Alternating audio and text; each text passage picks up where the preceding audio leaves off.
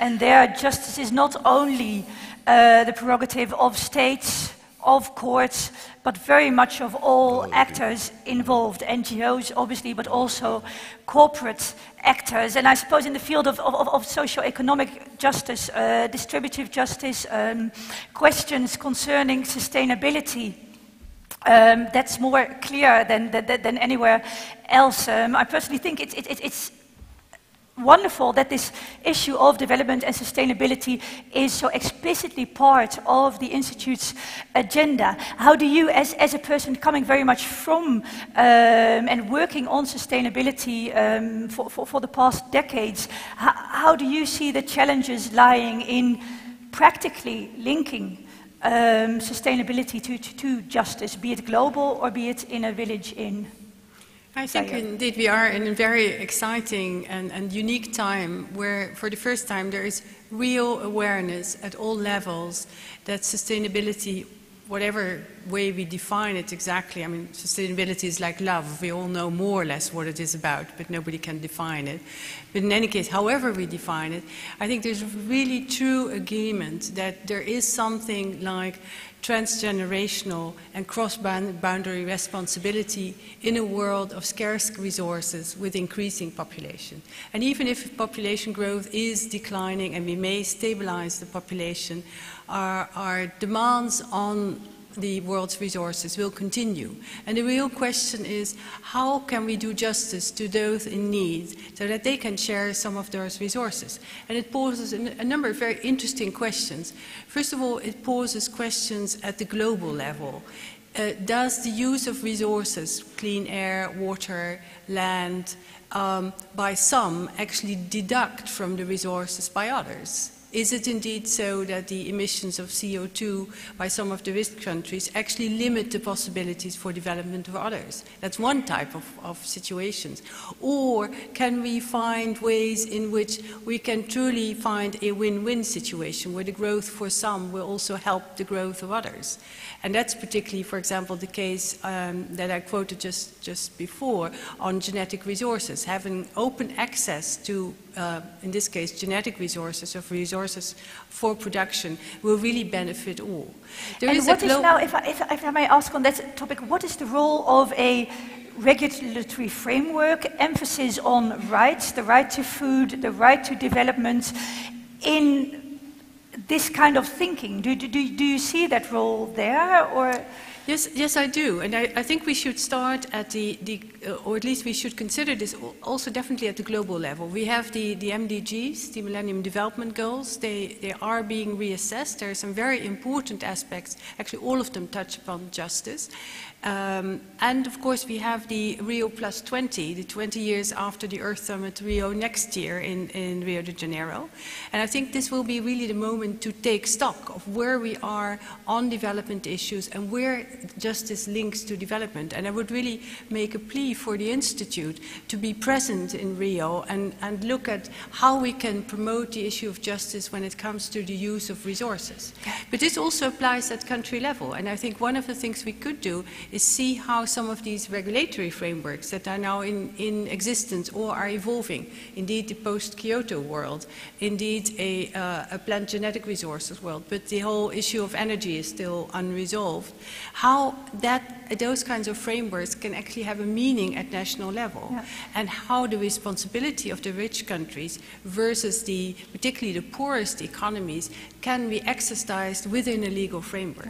And how to democratically develop these frameworks, how to come up with an international architecture with a way of decision making that actually allows for the voices that Mr. Hossain speaks about to be built in international decision making. I mean, you have the experience at the FAO. Could you say something about that topic? The most difficult thing, I think, for all of us is to make the voices of those who cannot speak, make them heard.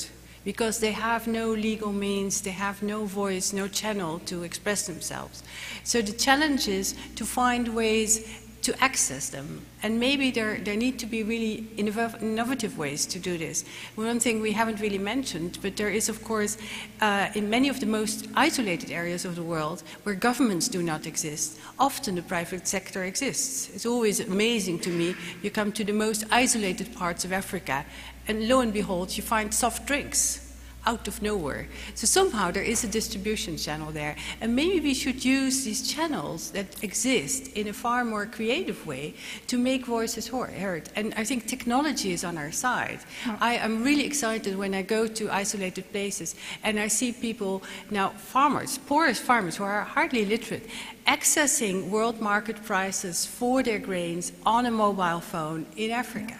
And I think there's an enormous way to promote democracy and justice hand in hand at those kinds of levels.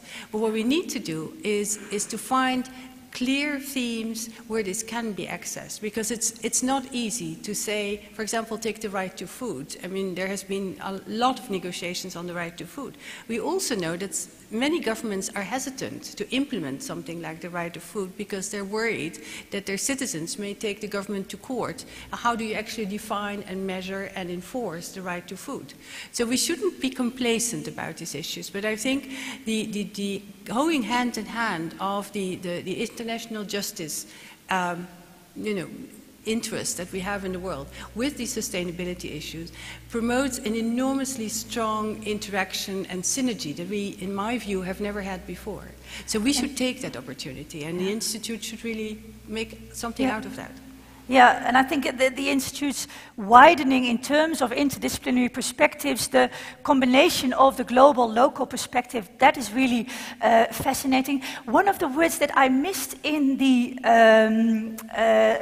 program, and that to me seems such a crucial issue in thinking about global justice, is the L word, legitimacy. In thinking about these international tribunals, going to a next step, in thinking about the building of international law, how to ensure the legitimacy of what takes place. You've already partially given the answer, but Dr. Albright, would you like to comment on that issue? I think you asked me earlier about why things take so long, and partially it is you have to do it, and then it has to get established as something that is a good thing to do, and then to get the legitimacy. In systems where, frankly, some of us have come here for a discussion of former foreign ministers to talk about we are in a strange period where there's not that much faith in a variety of institutions, both local, national, and international, and it has to do with legitimacy and who speaks for whom. I think that it is, but it's hard, and I think that when you bring in, for instance, the non-state actor that is a corporation, let's talk about a soft drink place. They use local water. And so the question is, what responsibilities do they have? I was looking at one of the activities of the Institute is about natural resources. Certainly, the things that are going to go on over water are going to make fights over oil seem minor. And the bottom line is that the Institute, I think, has a very good opportunity to kind of lay the groundwork for trying to figure out how to avoid the water fights or the issues on food security.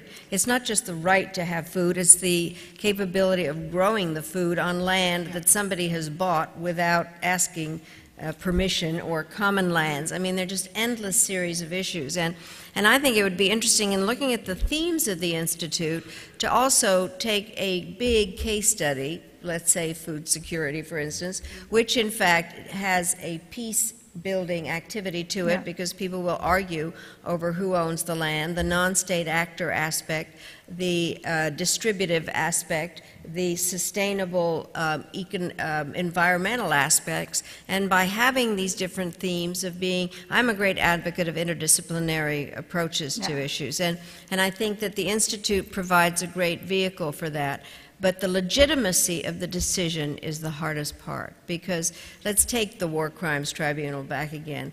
This was created by a United Nations resolution, but it takes a while to make it agreed to that X person whom we happen to know murdered a lot of people, but that the truth is that the War Crimes Tribunal is the appropriate place for him to be taken to. So it takes a while, and I think the Institute is going to have a long life, that is going to be able to look at these issues in the larger aspect.